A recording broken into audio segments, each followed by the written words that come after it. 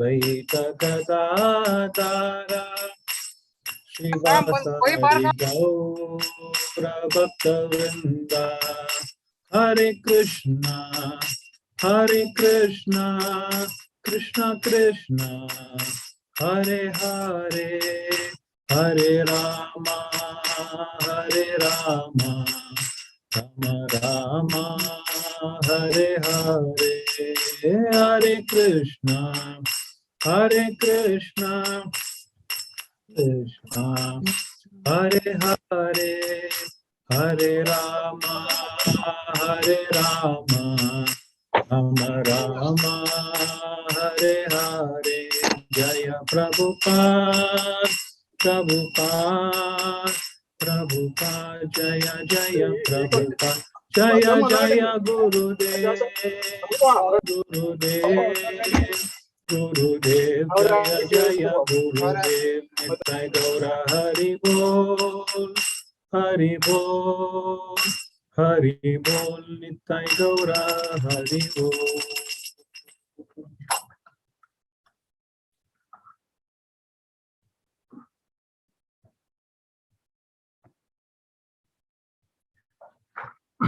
जय ओम विष्णुपाद परमहंस परिव्राजकाचार्य स्तोत्र से भक्ति वेदांत स्वामी श्रीला प्रभुपाद की जय। जय ओम विष्णुपाद परमहंस परिव्राजकाचार्य स्तोत्र से भक्ति सिद्धांत सरस्वती गोस्वामी श्रीला प्रभुपाद की जय। अनंत कोटि वैष्णव वृंद की जय। नामाचार्य हरिदास ठाकुर की जय। प्रेम से कहो जय श्री कृष्ण चैतन्य प्रभु नित्यानंद श्री अद्वैत गदाधर श्री वासादि गौर भक्त वृंद की जय। श्री श्री राधा कृष्ण गोपीनाथ श्याम कुंड राधा कुंड गिरि गोवर्धन की जय। वृंदावन धाम की जय। मथुरापुरी धाम की जय। मायापुर धाम की जय। पुरुषोत्तम क्षेत्र जगन्नाथपुरी धाम की जय। द्वारकापुरी धाम की जय। अयोध्यापुरी धाम की जय। गंगा माई की जय। यमुना माई की जय। भक्ति देवी की जय। तुलसी महारानी की जय। साम वेद भक्त वृंद की जय। बीबीटी ट्रांसडेंटल बुक डिस्ट्रीब्यूशन की जय। हरिनाम संकीर्तन की जय। गुरुदास श्रीमद् भागवतम की जय। गुरुदास श्रीमद् भगवद गीता की जय। चैतन्य चरितामृत की जय। All glories assembled devotees are all glories assembled devotees, all glories assembled devotees, all glories Shri Guru and Gauranga, all glories Shri Srila Prabhupada, all glories Shri Guru Maharaj Nitai Shritana Premanande, Hari Hari Bol. So Hare Krishna to all the assembled devotees.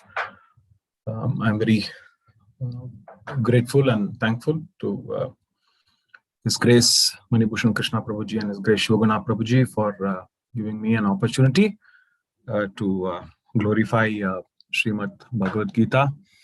I'm not at all qualified to glorify Srimad Bhagavad Gita, but will do so based on the instructions received from my superiors and also for my own purification.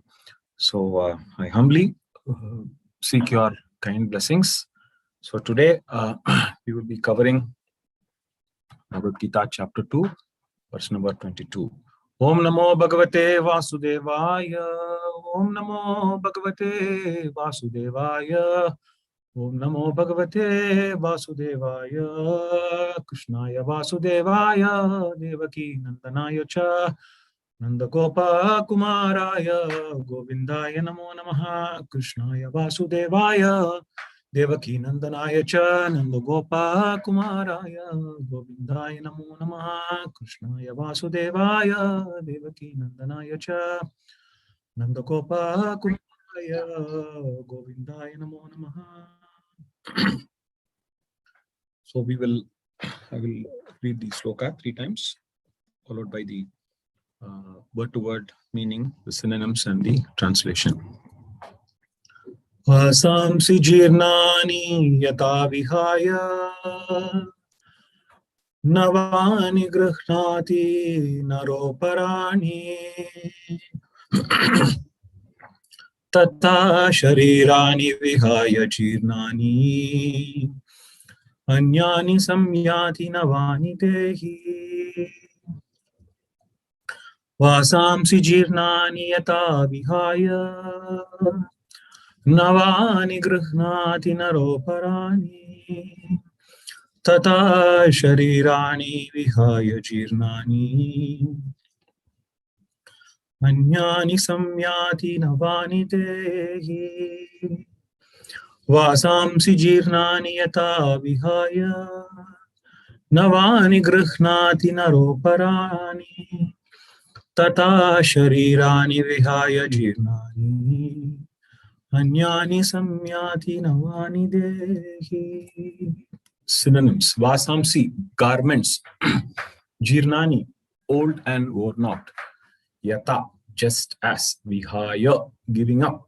Navani, new garments. Grihnati, does accept. Naraha, a man.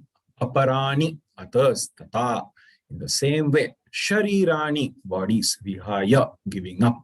Jirnani, old and useless. Anyani, different. Samyati, verily accepts. Navani, new sets. Dehi, the embodied. Translation and purport by His Divine Grace, Isi Bhaktivedanta Swami Srila Prabhupada ki jai. As a person puts on new garments, giving up old ones, the soul similarly accepts new material bodies, giving up the old and the useless ones. Change of body by atomic individual soul is an accepted fact.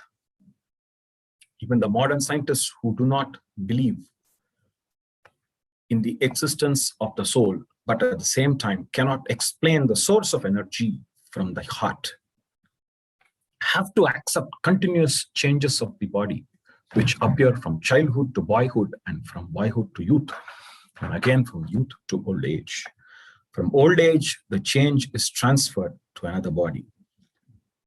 This has already been explained in a previous verse 2.13.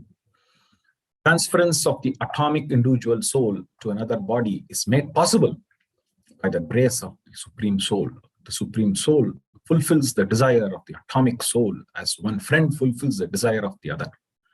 The Vedas, like the Mundaka Upanishad as well as the Shvetashvatara Upanishad, compare the soul and the super soul to two friendly birds sitting on the same tree. One of the birds, the individual atomic soul, is eating the fruit of the tree, and the other bird, Krishna, is simply watching his friend. Of these two birds, although they are in the same quality, one is captivated by the fruits of material tree, while the other is simply witnessing the activities of his friend. Krishna is the witnessing bird and Arjuna is the eating bird. Although they are friends, one is still the master and the other is the servant. Forgetfulness of this relationship by the atomic soul is a cause of one's changing his position from one tree to another or from one body to another.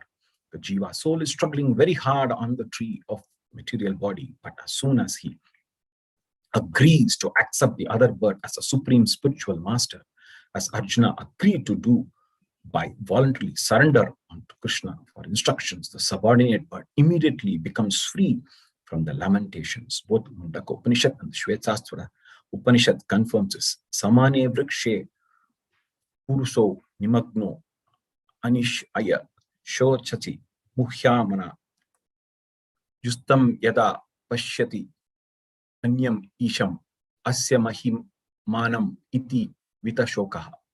Although the two birds are in the same tree, the eating bird is fully engrossed with anxiety and moroseness as the enjoyer of the fruits of the tree. But if in some way or the other he turns his face to his friend, the Lord, and knows his glories, at once the suffering bird becomes free from all anxieties.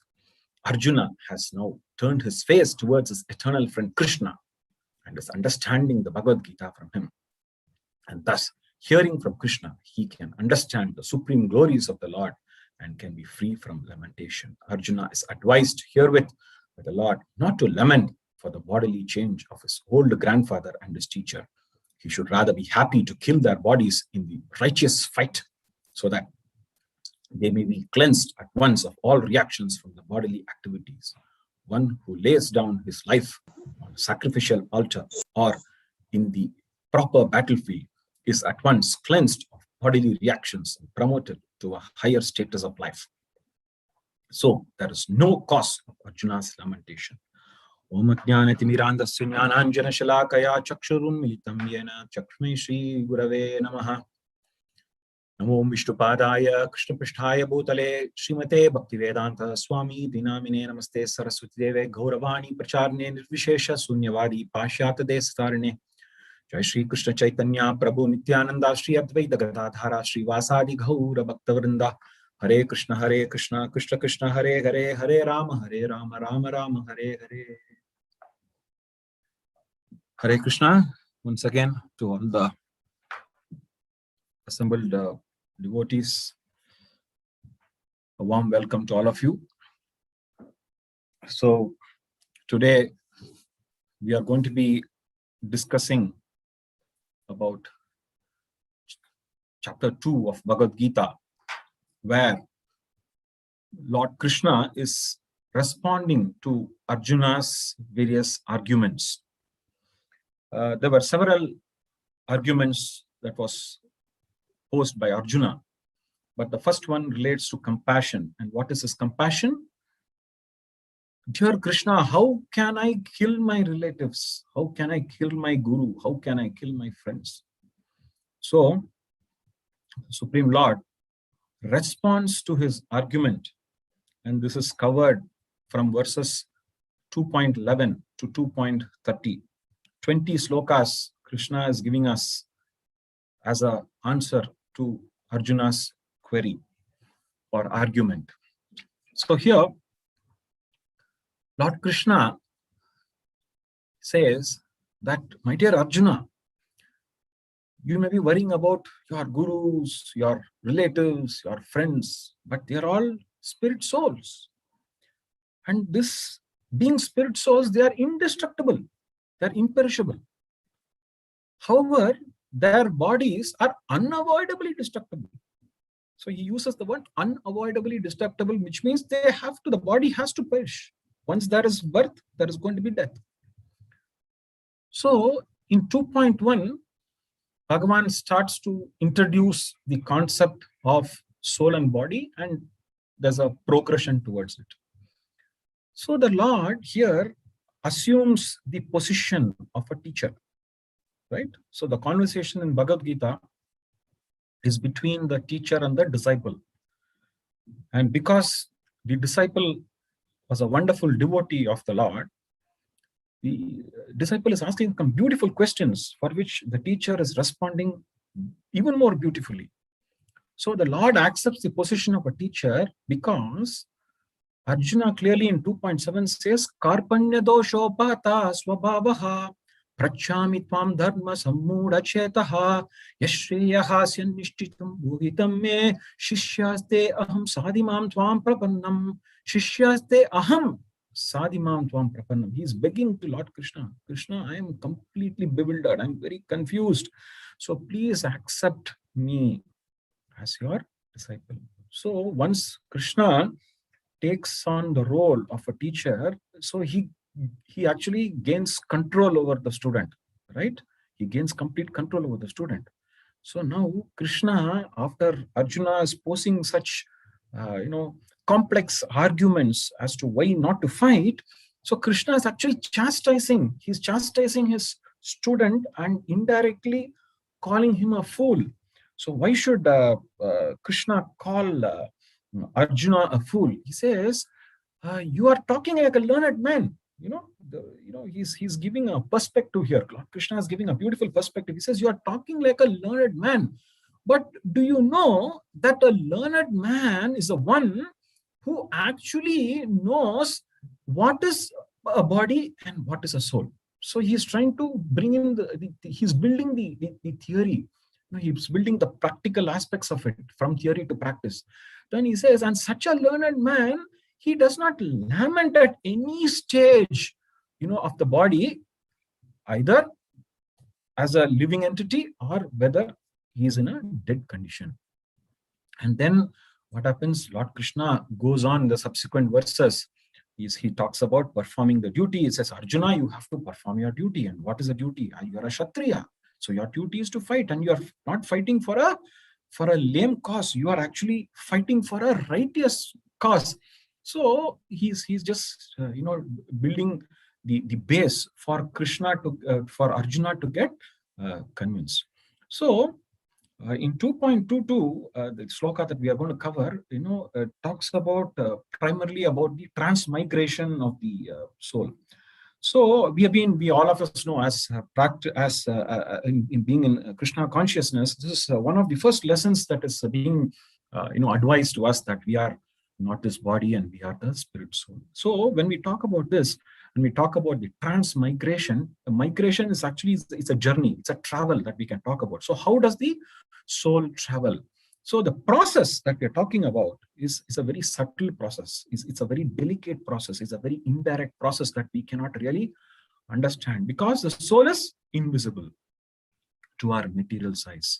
You know, in the several classes that we have seen, and in the beautiful purports of Srila Prabhupada, he's always mentioning about the size of the spirit soul, which is basically, it's a 1/10,000th tip of the hair. So you can just imagine, it's impossible. Even in an electron microscope cannot really figure out how a spirit soul will look like. So, so just because the spirit soul is invisible, can we conclude that it doesn't exist? No, that rational or that approach or that kind of perspective is absolutely is not acceptable at all. So today we are talking so much about COVID-19. We are talking about coronavirus. This coronavirus is invisible to our material eyes, and there are chances that we may be assuming that it is insignificant. But look at the catastrophic effect that it has been causing to this globe. So basically, the logic of invisibility to disbelief, the logic of invisibility to disbelief is completely out of the question. It's only fools can probably argue in this manner, and that's why Srimad Bhagavad Gita, the great spiritual scientist, Lord Krishna is a great spiritual scientist, and he actually gives a lot of justification and basis for Arjuna to get convinced, and in the process, those people who believe in the Supreme Personality of Godhead can also get convinced. So here we always talk about the gross body and the subtle body. So we all know that the gross body is what we see, and it's basically talks about it comprises of the blood, it comprises of the bone, the fat, and the nervous system, etc., etc. And whereas the subtle body is basically the mind, intelligence, and ego. So what happens? The physical death, when there's a physical death that happens to the gross body, what happens? The spirit soul actually travels along with the subtle body to another body. This is actually a very beautiful example. Srila Prabhupada always gives this example of the air that carries the fragrance. So suppose, for example, if somebody is carrying a basket of flowers, I'm sure we have all experienced this when we were young. In the roadside, there'll be vendors who carry nice jasmine flowers, nice rose flowers, and we can actually feel the smell, and we'll be wondering from where it is coming from. Similarly, when the corporation vehicle, which carries lots of debris, it goes also, we will know, oh, this corporation vehicle is going because the smell is not so pleasant. So this process, actually, how the soul actually moves to another body is compared to actually the air carrying the fragrance. So today, what we are going to do, we are going to understand more about the concept of transmigration. So basically, there are so many lessons that we have learned in the past about the concept of transmigration. So, I have actually, based on the reference from several, materials, I have put across a small detail, in terms of various lessons that we can learn. So the first lesson, what is the first lesson that we can understand about the concept or about transmigration? The first is basically each one of us is actually a living soul within the material body. Okay, so whatever we are actually in a soul platform. So this is the first lesson. So let us look at some examples here. So let us talk about Arjun. So my name is Amala Arjun Das. That's my initiated name. So for the sake of this example, let us keep it simple. So I am Arjun. Okay, this Arjun is born. Arjun is born 1973. He is born. Then Arjun is 5 years. Then Arjun is 12 years. Then Arjun becomes a youth. Then Arjun becomes an adult. Then Arjun becomes an old man. So I have a question here. So in this journey that we have spoken about, right from the birth to old age, what has actually changed and what has not changed? So here, Arjun's body has changed. And this Arjun's body has actually changed because of elapse of time. But what has not changed? Arjun has not changed. Arjun's body has changed. So it might appear to be very bewildering, but that is a fact. So this Arjun, the name Arjun, when my parents have given my name as Arjun, the Arjun is actually to the soul. It's not to the body, right? So here Arjun remains unchanged, but Arjun's body has gone through a lot of changes, right? So let us look at another example of the same Arjun. This Arjun is actually son of Mr. R. Neelakantan, right? And Arjun is the grandson of Mr. P.V. Krishnan and Mr. Ramaya. Arjun is a father of Ambika and Arjun, Ambika and Anand.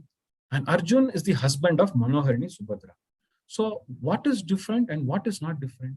At a bodily level, Arjun may have different relationships of that of a son, that of a grandson, that of a father, that of a husband, etc., etc. But this Arjun per se actually is one person who's actually in a soul platform. So this is actually fundamental to understanding that each one of us is actually a living soul within the material body.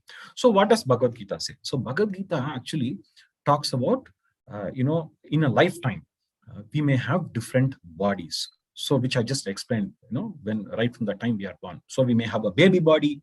From that, we may have a child body, then we may have a youth body, then we may have an adult body, then we may have an old age body.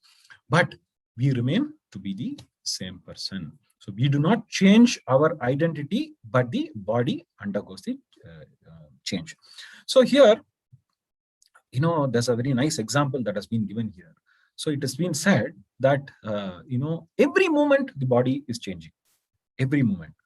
So when we try to understand this concept in a more detailed manner, we understand that there are almost like 15 trillion cells in the human body. How many? 15 trillion cells in the human body. And these cells are continuously dying and being produced. And there's one professor of science by name John Pfeiffer, who actually points out that our body does not contain a single cell or molecule that is contained 7 years ago. So every 7 years, there's a complete transformation that happens deep within. But the only thing is we don't understand this, or we don't really bother to understand this. So what does it mean? It means that the body is continuously changing. The only thing we either we try to ignore about it, or it is something that it really doesn't get into our mind because of the lack of intelligence that we have. So here we are all completely in a bodily platform. Before coming to ISKCON, we all, of course, even now for that matter, why should I say that before, even today, we are all very bodily conscious. We want to look nice. We want to apply dye for the hair. We want to put some makeup on the face. We want to put some nice powder on the face, look nice, and we feel that okay, we all are young. And there are some people who'd like to keep their young photograph either next to their bedside or on their table to say, so I always want to look young. But the reality is we are getting old. By flux of time, we are getting old. And one thing that is completely missing in this whole process is the spark of life. The spark of life, which is none other than the spirit soul, is actually the real person. Suppose we are born in the US, as a male, we think that I am an American man. And if we are born as a female in Europe, we think that we are a European lady. So this actually, the illusion that we talk about is actually nothing but Maya, where we fail to realize that there is actually something more powerful, which is deep inside, which we fail to recognize. So Bhagavan says in 2.13, Dehinosmin yata dehe kaumaram yavanam jara tata dehantara praptir dhiras tatra namukhyati. So here, the embodied living soul is continuously passing within the body. So there are two concepts here. One is how the soul moves within the body, and how soul moves outside the body. So what is moving inside the body is basically, we have seen the boyhood to youth to old age, etc. And how it goes afterwards is basically the transmigration process that we are talking about. So in 2.22, here Bhagavan is talking about as how we actually throw our old clothes and wear new garments. Similarly, the soul also accepts new bodies, and it actually basically discards the old and the useless ones. So that is the Vasamsi Jirnani Yatavihaya Navani Grihnati Naroparani Tata Sharirani Vihaya Jirnani Anyani Samyati Navani Dehi. So this is basically the first lesson. So the first lesson, to just recap, is the aspect of each one of us is a living soul within the material body and not otherwise. So this is the first lesson that we try to understand. The second lesson that we try to understand. So here, the living souls are evolving through the species. And it is not like where the Darwin's theory, talks otherwise. Here, the evolution is of the soul and not the species. So we evolve through the species and not the other way around. So the Padma Puran, we have all heard it. We are quite familiar with the numbers that are mentioned. 8.4 million or 84 lakh species are there. This number actually goes deep into the mind. 84 lakh species are there, and they are basically divided into multiple 6 groups basically. So we have the aquatics, the plants, the trees, the birds, the animals, and insects, etc. And further within each of the 6 categories, it's broken down into 0.9 million is aquatics, 9 lakhs is aquatics, then 2 million is the trees, the 1.1 million is the insects, 1 million is birds, 1 million is animal bodies, and 0.4 million is actually the human bodies. So in this process, we can start our journey. This transmigration, as I mentioned to you earlier, it's basically a journey. So this journey, depending on what we are performing, it can start from the lowest level, being a simple one-celled organism, and reaching up to a 17 trillion organism, which is basically the human. So it can go through the process. It can evolve. So now we all talk about soul. So what is so great about this soul? The soul, actually, the special significance the human life has, is because of the soul's consciousness, right? So the human being, durlabam manusya janmam, right? So it is very rare to get the human form of life, right? Suppose if I am born as a dog, I may be having dog's propensities. That's a different thing. But if I'm going to be born as a dog, no matter you're going to, talk about Bhagavatam or Bhagavad Gita, or you're going to talk about the glories of Chaitanya Mahaprabhu, the dog is not going to understand, because it lacks that kind of an intelligence that comes from the consciousness. So what is this consciousness? So this consciousness is basically, it is said that it is actually a symptom of a spirit soul. So what is the symptom of sugar? Being sweet. What is the symptom of a salt? Being salty. Like that, every particular matter and everything beyond it have got some property or some symptom. So the symptom of a soul is basically, it's the consciousness, which is actually the spiritual energy that is actually radiating from the soul, right? The consciousness is basically the spiritual energy that actually comes out of the soul. So how can we understand this in a very, very easy way? So we all, when the sun rises in the morning, we know that the sun is almost like 152 million kilometers from the earth.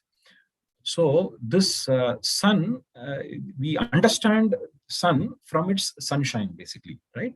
So what does the sunshine comprises of? It is basically sun's material energy, which is basically heat and light. It's not rocket science, it's very easy. So where is it emanating from? It is emanating from the sun. So the sun, actually the sun's heat and light pervades all through the entire beautiful solar system and the multiple universes that are there. So similarly, the consciousness also, which actually radiates from the spirit soul, which is within the heart, is actually pervades through the entire body. That's why if you see, one might argue, okay, we all have heard that this spirit soul is actually in the core of the heart. So suppose if I pinch my hand like this, it pains, right? Or suppose if I pull my ear, it pains. Or suppose if I'm going to get hurt somewhere on the forehead, it's going to pain, because of the presence of the soul, which actually is pervading all through the body. The minute the soul leaves the body, then how much ever you hit the person, black and white, that person is not going to have any kind of pain, or he's not going to witness any pain. So this aspect of consciousness is very beautiful. In fact, Srila Prabhupada, when he gave this name, ISKCON, International Society for Krishna Consciousness, this consciousness, the word consciousness is very attractive, right? So it's Krishna consciousness. So we have to endeavor to build on this Krishna consciousness. So how do we do that? So, okay, we'll come to that later. But now, through this consciousness, either we can have an evolution or we can have a devolution. So it basically goes to say that if you use your human faculties in a nice way, you are actually going to go up, and when you misuse your human faculties, you are going to go down. They say, they talk about the ascending order and the descending order, right? So basically it depends on how we want to use, right? So basically the spiritual consciousness that we are talking about is like a small flame that is covered by a smoke. So what do? We have to fan it, right? In the olden days, especially people who work on coal, when they have to ignite the fire, they normally fan it so that there's a flame that comes out of it. So similarly, we have to flame our consciousness, and this, when we keep flaming the consciousness, the flame that comes out becomes pure in nature, and this purity is actually called as Krishna consciousness. So what is the objective here? So human birth, is very rare, and we have to develop our consciousness to understand the absolute truth, Satyam Param, right? So this is the second aspect. So we have learned the first lesson, which talks about each of us are living soul within the body. That's the lesson number 1. The second lesson is basically the living souls are evolving through the species. That is the second lesson.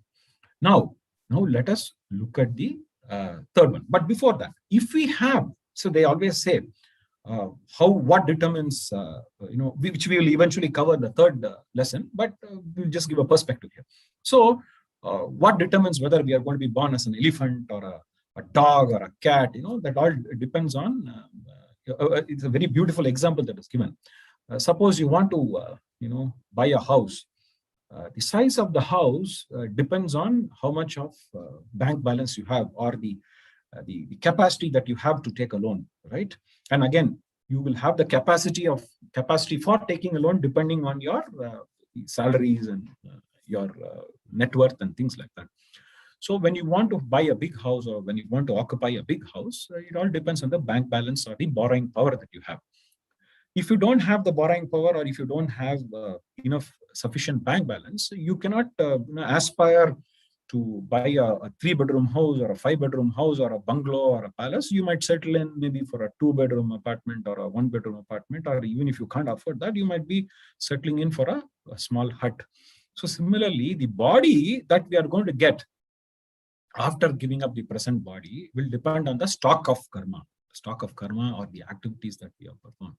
So if you have a huge, negative balance of sinful activities, then definitely the chances are that you are going to be degraded to animal form or something lower than that. You can be born as a mosquito, you can be born as a lizard, you can be born as a dog, you can be born as a cat, and vice versa. If you have any good pious activities, then probably Krishna's mercy, you can actually be born as a human body. So this actually leads us to the next lesson, which talks about desires and actions that we perform in the human body determine our future bodies. So this is called as a K-square theory. What theory? K-square theory. What is this K-square? Kama and karma. So when we talk about karma, so Lord comes up with a very beautiful concept here. He says, Arjuna, the mind is the mechanism behind this transmigration. So now he introduced the concept of soul, and he introduced the concept of body, and then he talks about duty, and now he comes with Bhagavan, he's to captivate Arjuna, he beautifully talks about different scenarios and different concepts, so that Arjuna gets completely convinced. Because now, as mentioned earlier, Krishna is assuming the form of a teacher, and it is the responsibility of a teacher to actually teach the child or the student in a nice manner. The purpose of the teacher is not to confuse the children, because the modern days, If you cannot convince, you confuse. That is not the attitude of our acharyas, and they want to give the message which is completely unadulterated. So Srila Prabhupada gave the book, Bhagavad Gita book, as Bhagavad Gita as it is, because there is no concoction involved, right? So here now Bhagavan, talks about the concept of, mind. He says the mind is the mechanism which actually is behind all these transmigration. And he explains that a living soul receives a type of a body depending on the kind of desire. So if our heart is filled with animalistic desires, then Bhagavan says tatastu. So you can be born as a particular animal. So here in Bhagavad Gita 8.6, Bhagavan says, Yam yam vapi smaran bhavam tyajatante kalevaram tam tam evaiti kaunteya sat tat sada tad bhava bhavita. So what does he mean? He says that whatever state that one remembers when they are actually quitting this body, that state he will attain without fail in this next life. So the thoughts are, we might assume that, okay, these are just thoughts. It may not matter, but it's a very what to say. It's the Krishna is very clear that your thoughts will bind you. Okay, so what should we do? So the thoughts is which is there. It is like actually an impression that gets formed. And over a period of time, the impressions become more clear. Initially the impression may be very blurred. Then as and when our desires, keep, circulating around the same, area, then the impression becomes blurred. And once the impression becomes blurred, that actually sticks, to our heart. And that actually comes out at the time of our death. So the quality of our thoughts actually are here rewarded accordingly, and we actually get the body after our death. So that talks about the karma part. So now let us look at the karma part.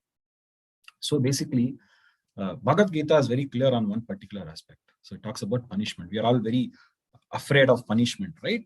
So we say the judgment day, right? So this punishment is very, we have to have that thought in mind, because otherwise we will continue to do things which are not acceptable, by the universal laws of God, right? So we have to have that fear has to be there. Otherwise, we will not hesitate at all to perform a bad deed. So on one side we have punishment, and one side we have rewards. Punishment is basically for the sinful activities that we perform, and the pious acts, and the reward is basically for the pious acts that we perform. So Bhagavan gives you the free will. He gives you abundant freedom, but with freedom comes accountability. When many years ago, when I was watching this the Spider-Man movie, I used to be a great fan of Spider-Man series. So the Spider-Man movie, there's a very famous tagline. He says, with great power comes great responsibility. Spider-Man often tells that, with great power comes great responsibility. So as a human being, we have great power, the power of intelligence, right? So the power of discretion, which other, other 5 grades or groups of species don't have that kind of a discretion.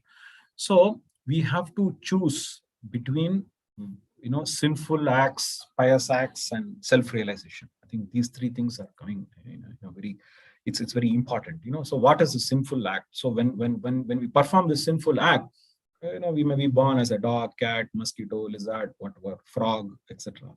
If we perform pious activities, then we have a chance that we may be born in an aristocratic family, or in a Brahmana family, or in a Vaishnava family, or in a good family, whatever. And if we are going to be self-realized, we might break free the bonds of Janma, Mrityu, Jara, and Vyadi, and completely we need not get a chance to be born again. So here, from a transmigration perspective, so the soul basically leaves the body, then it actually travels to find the body, and then it actually takes another body. So basically, So the third lesson, which is basically about the K-square theory, the karma and karma. So now, all of us know about this, the beautiful story of Bharat Maharaj, where he was. I can't dwell into the complete story because we don't have time for that. But I'll just give a synopsis of that. So basically, Bharat Maharaj was so attracted to the baby deer, and when he was leaving his body, he was in the smaran of the baby deer. So he was born as a baby deer in the next life. So, but Bharat Maharaj was a great personality. All of us know he actually was renunciate, and he was a great devotee of the Supreme Lord.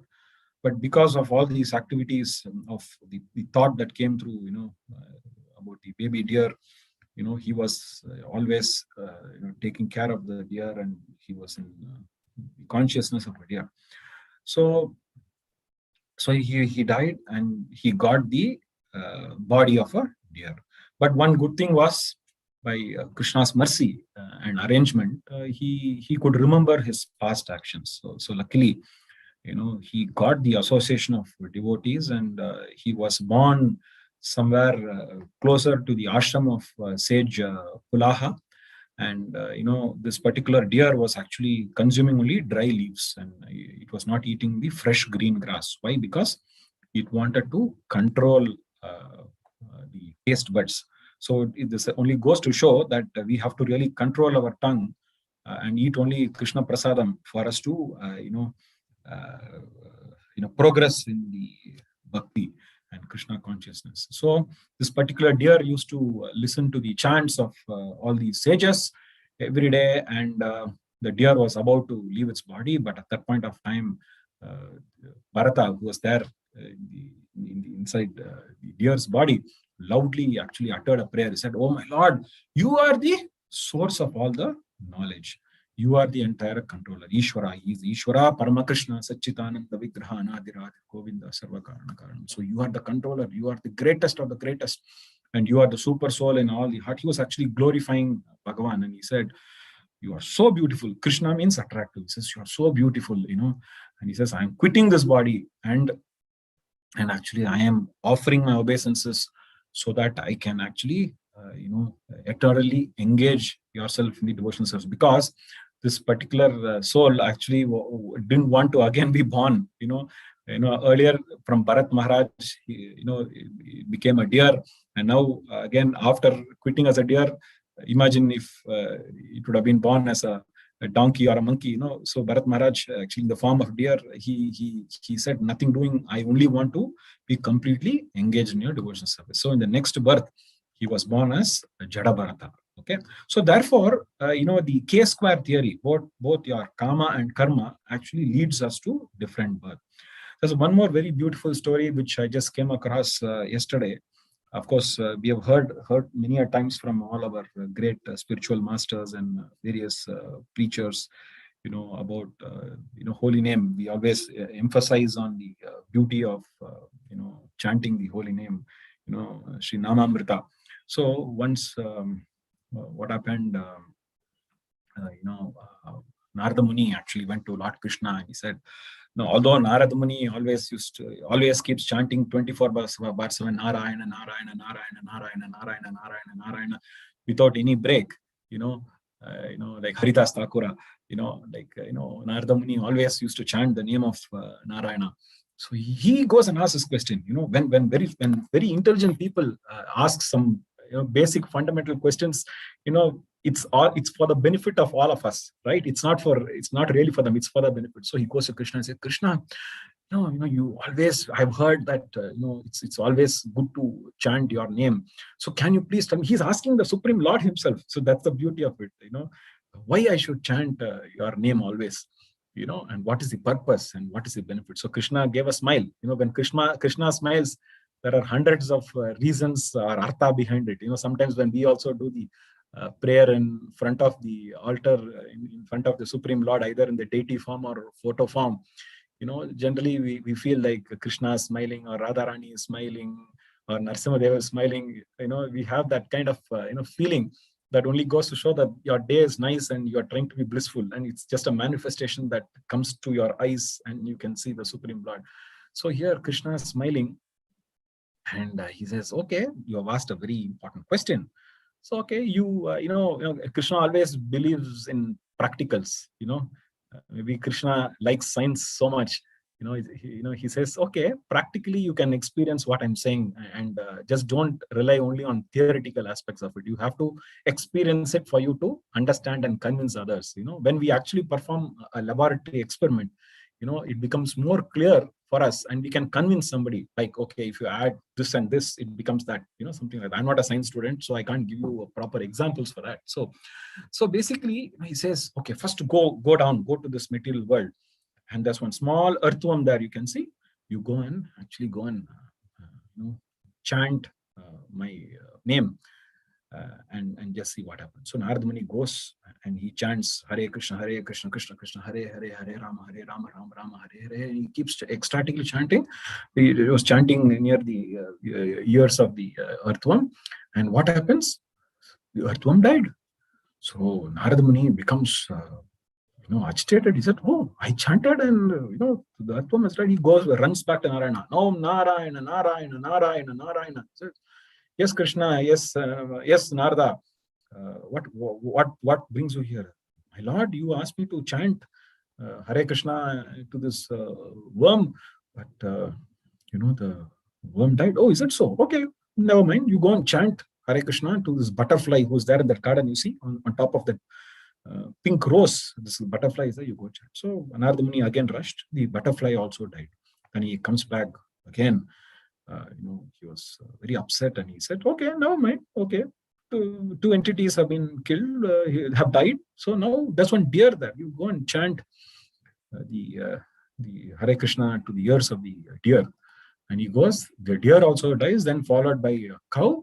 And now really Narada Muni became very upset. He says, I have always been chanting, and I know that the chanting, the holy name has got so much of glories, but I have caused death.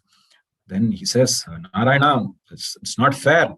Earlier, people used to only call me a mischief maker, and now they'll call me a murderer. So Lord Krishna starts laughing again. He says, what, Narada, what are you saying? Okay, don't worry. One final time you go. This one small baby who was being born, in a palace. I can't remember which palace is this. Born in a palace. You can see that small child. And you go and you again chant my holy name. So immediately Narada Muni, he goes, he was shaking, he was fluttering. And he said, okay, let me go, like a Namakarna, they give the name the year, right? So he goes and gives the Namamrita Karna, to the ears of the baby. And the king also welcomes, then he's saying, oh my God, if this baby is going to die, I'm going to, that's it. That's going to be end of story for me. Then I can't come to the material world. People will not give me visa to enter the material world. So he was very hesitantly, he was chanting loudly the Lord's name, and the child started speaking. And Narada Muni was taken aback. Then he said, oh, my dear sage, first of all, I should thank you very much. He said, okay, why this small child is thanking me? Don't you know the power of Krishna's name? Don't you know the power of Rama's name? He said, he was hesitatingly said, yes, I know about it, but why are you saying this to me? He said, I was that worm. I was that butterfly. I was that deer. I was that cow. And within a short period of time, now I have been given a birth, a human birth. And thank you very much, because I've heard from a great personality, a great devotee like you. Now I can focus on doing good devotional service. So the soul has actually traveled, the transmigration has happened from a worm to a butterfly to a deer to a cow to, this small baby. And hearing this child speak, Narada Muni said, indeed, yes, all glories to, the Lord's name, Hare Nama, Hare Nama, Hare Nama eva kevalam, kalo nasteva eva katir anyata. So in this Kali Yuga, we don't have anything else better other than to chant the holy name. This is the only process of self-realization.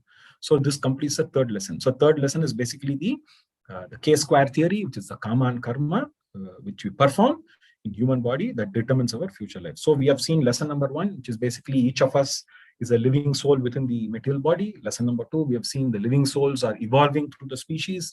Lesson number 3, the karma and karma we perform in the human body will determine our future bodies. So 3 lessons we have seen, 3 more to go. So we have another 15-20 minutes. I will do my best to complete by then.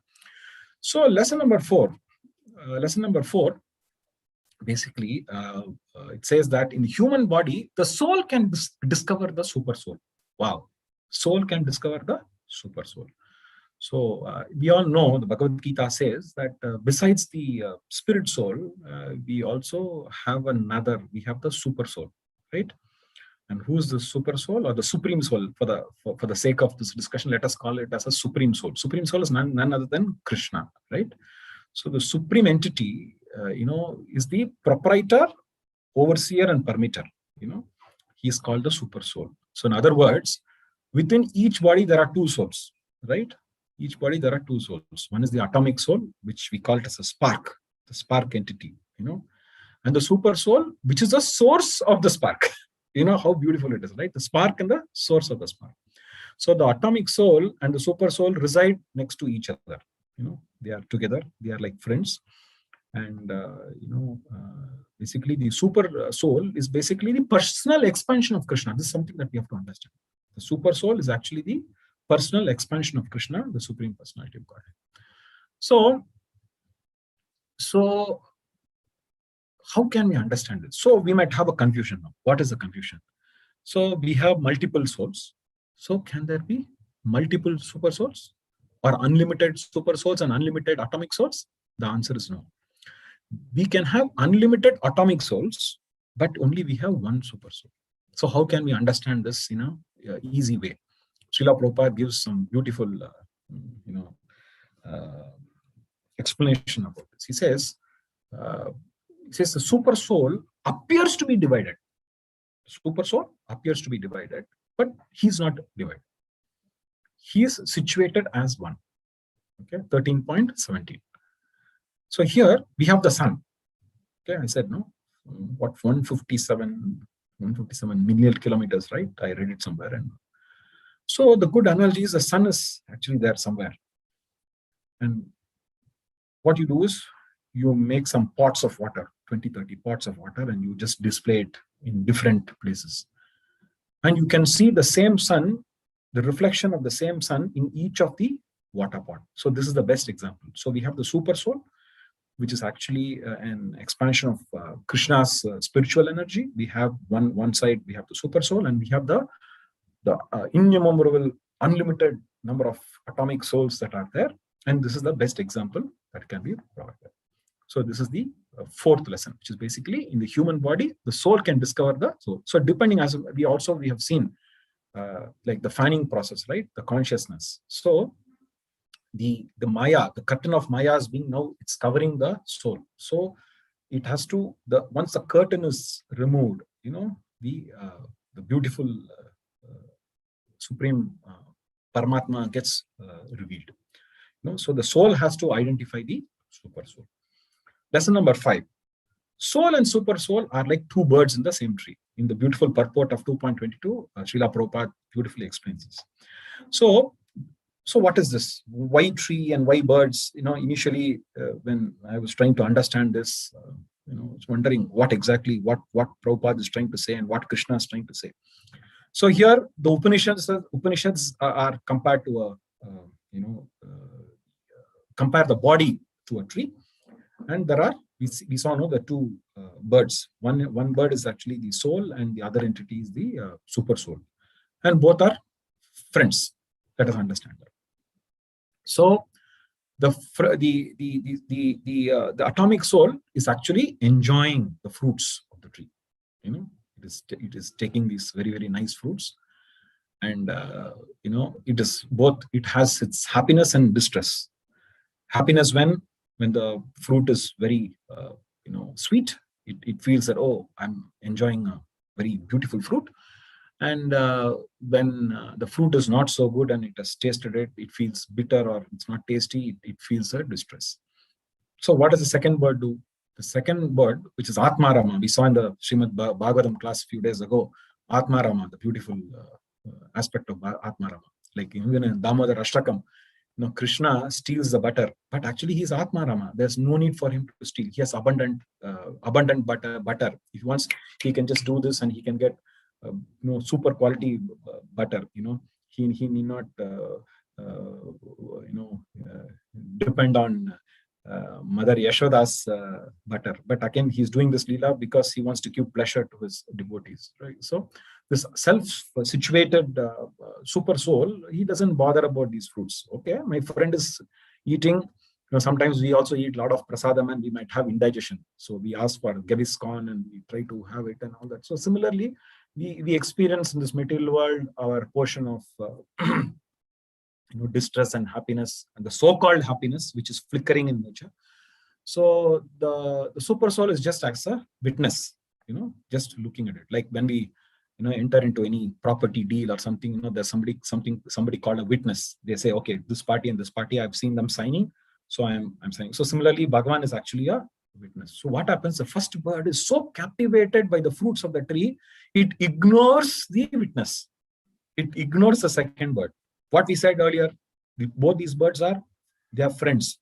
But just imagine if some Vaishnava is coming to your house, Vaishnavi is coming to your house, and you ignore them completely. Will they feel good or are they going to feel bad? They're going to feel very bad about it, right? So this the bird which is eating the fruits is completely ignoring the second bird, although they are friends.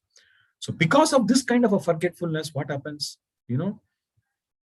This bird which is eating the fruits is actually in constant suffering and so-called happiness, and he's always in anxiety.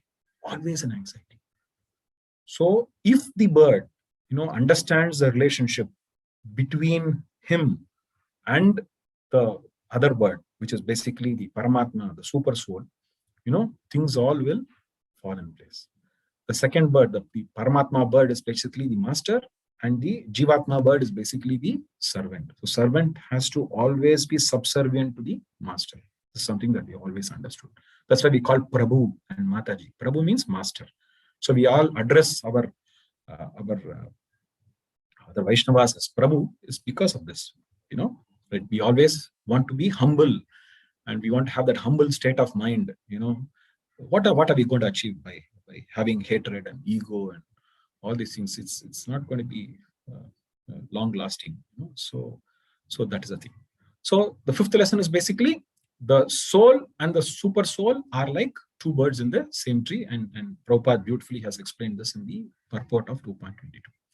The last lesson is actually the evolution. We saw the devolution and the evolution. If we use the faculties nicely, the chances of upgradation is there. If we use the faculties in a poor way and in a way that is non-compliance with the laws of the Supreme Lord, we are going to fall down. So basically, the evolution of soul culminates to Krishna consciousness. That is a sixth lesson. So we have seen that the super soul is our dearest friend, right? It's our dearest friend. Since the super soul is actually the expansion of Krishna, Krishna is also our dear friend. We always know how Sudama and how Arjuna are to Krishna. We cannot reach to their level, but we can at least aim at 1% of their level. 1%. So how is this possible? The possible is the only way, the only medicine to this is to completely surrender and to accept the instructions of Krishna and his representatives, which is our spiritual master, our Siksha Guru, our Diksha Guru. When we accept that, because we as individuals, let me take my example. I'm a completely an ignorant fool. Let me accept it. I don't have any doubt about it. The perception I might be giving to others is maybe completely different, but I know I'm the greatest fool of the first order. So for fools, it is better to follow the instructions rather than thinking, concocting and trying to think that we can do a particular thing in a particular way. So Krishna says the process of surrender and through the process of following the instructions, the pure love gets manifested. Pure love to whom? Of the Supreme Lord. that gets manifested. And Bhagavad Gita explains that the soul, who has attained the love for Krishna does not is not born again in this material world after quitting the present body. And this is the pure state of consciousness. This is the pure state of consciousness. In 18.65, Bhagavan says, Manmana bhava madbhakto madhyaji mam namaskuru mam e vaisyasi satyam te pratijani priyoshmi. Says, always think of me. Okay? Always think of me. Become my devotee. Worship me. Offer my homage unto me. So what will happen? You might ask this question. Okay? Thought process. Smaranam. Vishnu Smaranam is there. And you become the devotee and you worship and you pay homage. So what will happen in this process? Although we don't want ahaytuki apratihata, we don't want anything to be uninterrupted or having some motivation. We don't want to have that. But if we do this, Krishna is saying, okay, you will come back to me without fail. And once you go back to Krishna, there's no question of coming back in this chakkar, the Corona chakkar and the other related issues, the anxieties and the doctors and the health conditions and this and that. Nothing. We can be in complete Ananda Kunda, right? So, and Bhagavan not only says that you'll come back to me, he says, I promise you. He's giving an assurance, right? I give you an assurance. I give you a promise. Because such a personality is actually my friend. So again, if you compare the two birds, the first bird fails to understand that the other bird, the super soul is his close friend. So he says, if sometimes you may, let us take the case of Bhishma Dev. Bhishma Dev, Bhagavan came to him. You're saying, Yam Yam Gapi Smaran Bhava. Bhagavan came to him because he doesn't allow his devotee to forget at any point of time. He said, Antakalecha Mameva. When it says that based on our K-square theory, the karma and the karma effect, sometimes there is a chance that we might forget Krishna, at the point when the soul leaves the body. There may be a chance. I'm just saying. It may not happen, but I'm just saying, suppose it happens. Bhagavan is more worried to get back his property, So in the case of Bhishma Dev, Bhagavan came right in front of him. Right? So he says, I promise you because you are my very dear friend. So what is the solution? Solution is to surrender. Sarvadharman parityajya mamekam sharanam raja aham tvam sarvabhakebhyo moksha ikshami ma suchaha. It says, abandon all varieties of religion. Just surrender unto me. I shall deliver you from all sinful activities.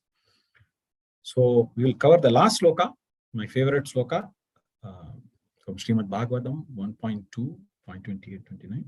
Vasudeva para Veda, Vasudeva para Maka, Vasudeva para Yoga, Vasudeva para Kriya, Vasudeva param Jnanam, Vasudeva parantapa, Vasudeva parodharmo, Vasudeva paragati. This should be our only smaran, Vasudeva smaran. So ultimate object of knowledge is Krishna. The purpose of performing sacrifices to please Krishna. Any yoga that we perform is to realize Krishna. All fruitive activities are ultimately rewarded by Krishna. All austerities are performed to know Krishna. All dharma is Savaipum Samparo Dharma Yato Bhakti Adokshate Ahituki Apratihata Yayatma Suprasidati. All dharma is actually to render loving service unto him. And he is the supreme goal of life. So let us all endeavor to put our heart and soul, because today the topic of today's discussion is about soul. So let us put our heart and soul. We say no, put our heart and soul. Let us put our heart and soul to worship Vrindavan Vasudeva, so that he can help us to progress in our bhakti. So Srila Prabhupada ki jai. And Nitai Gaura Premanande, thank you very much for your kind blessings and kind participation. So thank you very much. Hare Krishna. So if there's any questions, I'll be happy to take. We have some senior Vaishnavas who are here. So thank you very much. Hare Krishna. Hare Krishna. Hare Krishna, Prabhu. Dada Pranam, Prabhu. Beautiful class. More than the class, you can say it's a seminar. And totally involved in this topic. And more than theory, it was like you expressed your realized knowledge. That's what we can say. It was a lot of points to summarize, actually. Before that, we would like to ask some devotees if they have any questions. They can ask Prabhu now. It's very beautifully Prabhu explained about various concepts today. Please, Hare Krishna. Hare Krishna Prabhu, Dandat Pranam, Amala Arjun Prabhu. Hare Krishna Prabhuji, Dandat Pranam. Thank you Prabhu for the class, but just to repeat that 6 points Prabhu from what we have discussed today. Yeah. First point is basically, Prabhuji, each of us is a living soul within the body. That's the first point. Second point is the living soul are evolving through the species, and not the other way, what Darwin has proposed. The third one is basically the K2 theory, the karma and karma, which will determine our future bodies. The fourth one is the human body. In the human body, the soul can discover the super soul. The fifth one is basically the soul and the super soul are like two birds, which is actually given beautifully in the purport. Srila Prabhupada has brilliantly mentioned. And the sixth one is basically the evolution of the soul actually culminates to Krishna consciousness. Why we are doing all these things? Because we have to be Krishna conscious. So we have to fan the flame. So once we fan the flame, the fire gets ignited, and this fire of Krishna consciousness can actually save us from this, burning the Davagni, the material. This is basically, I've just taken it from so many references, Prabhuji. Thank you, Prabhuji. So thank you so much, Prabhuji. Hare Krishna. Prabhu, I think Prabhu, there is one chat box question. Kanakanga Chaitanya Prabhu is asking, Hare Krishna Prabhuji, Dandat Pranams Pamho. One, we should accept this. He already, I think, he has summarized this point. We should accept we are soul with this material body, and body is continuous changing. That is what you said, that evolving through the species, not the species. We are going through the body. Now the bodies are not changing. We are going through different bodies, traveling through different bodies. Yeah, that is point. That's a transmigration aspect of it. Yes, and the third point is what Prabhu has done. We try to make this body eternal by patch up and decorating this body. So that was a very beautiful point. Like once Prabhupada was in London, he was saying that there was a lot of traffic jam after his class. So there was a signboard saying that means temporary inconvenience, permanent improvements for the road work. And Prabhupada said this material world is like temporary improvements, permanent inconvenience. So because we do a lot of patch-up work, but of course, finally this Janma Mrityu Jara Vyadhi is always there, permanent. And the fourth point he has written as compared to other bodies, human body allows a maximum expression of soul's consciousness to utilize the faculty of physical inquiries to reclaim the eternal nature, Satata Brahma Jinyasa. And the fourth one is 13.7. Bhagavad Gita says, soul has to identify the super soul. Yes, Prabhu has explained that one. And then fifth is the body is compared to a tree. That I think this Mundaka Upanishad explains to two birds sitting on the tree. And Katha Upanishad also says the same sloka.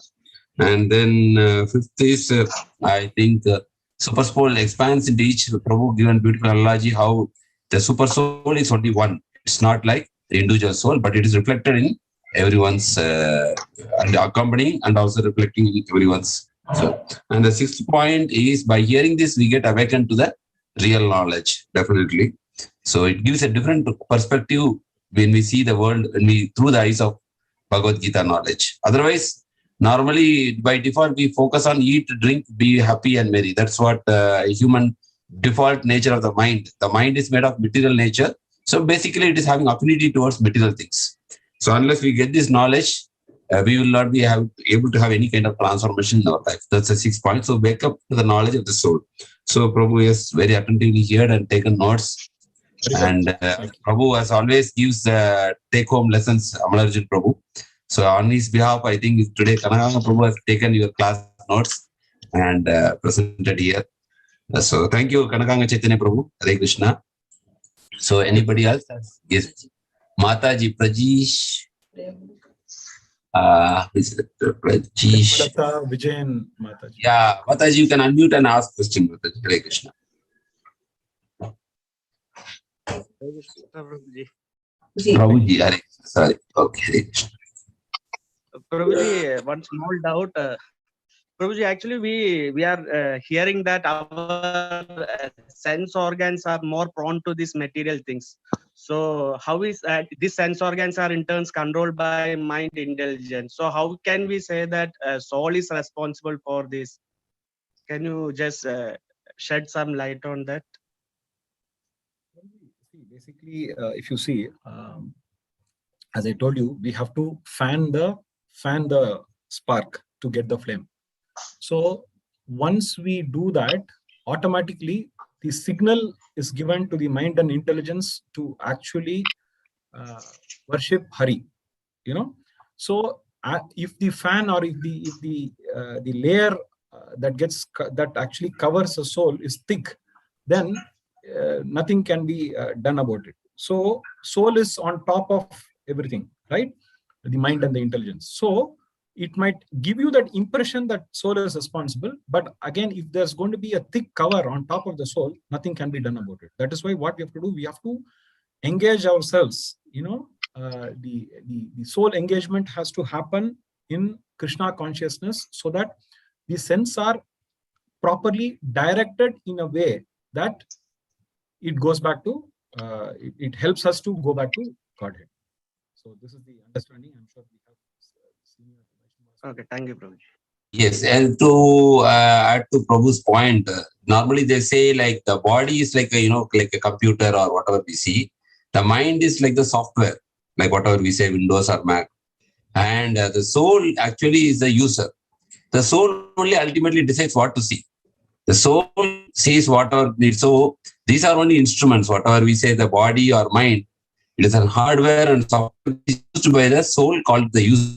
So ultimately, when the soul desires, then the instruments act accordingly to fulfill those desires. So in that way, the soul is responsible for all its desires. Hare Krishna. Anybody? Any other questions? So one thing I would just like to add here, we have to be eternally indebted to Srila Prabhupada.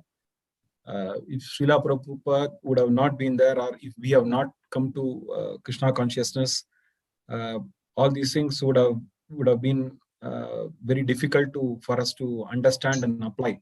So we have to be ever grateful to Srila Prabhupada. We have to be ever grateful to our spiritual master, to all the other spiritual masters. We have to be grateful to the Vaishnavas. We have to be grateful for all the beautiful commentaries that have been provided. So I think gratitude is an understatement, because these are all very technical knowledge, and because we are able to understand these technical knowledges in a better way, we can make an attempt to apply them in our real life.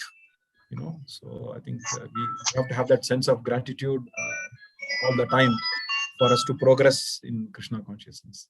Thank you for the opportunity, Prabhuji, for engaging me for the whole week in Krishna consciousness. I think, as always, they say the preacher is the most benefited. Yes. Krishna likes give special mercy to the preachers. Yes, who spread this message. Yes. We are in Krishna Smaran for 1 week, so we have more such engagement. Our life will be permanently blissful. Yeah, yes, very true, bro. Machita Matyata Prana Pode.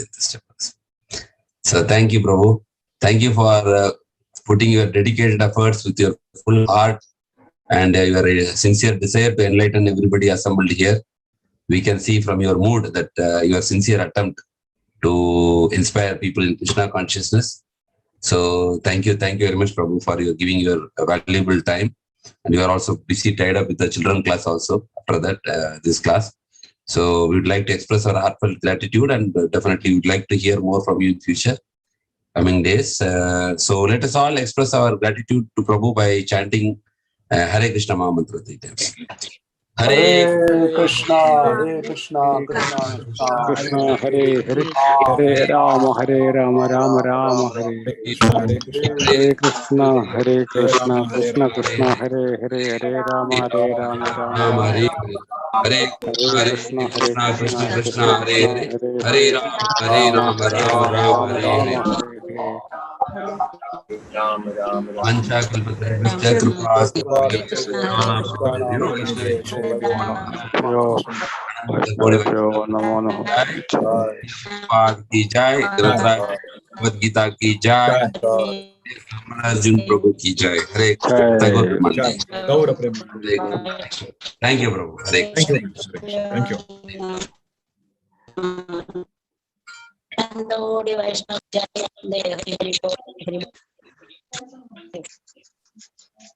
Hare Krishna. Now we will move to our Continue, next Prabhu. program. Yes, Prabhu. Hare Krishna, Prabhu. Hare Krishna, Prabhuji. Please continue Shashtakam, Prabhu, and chanting. Hare Krishna.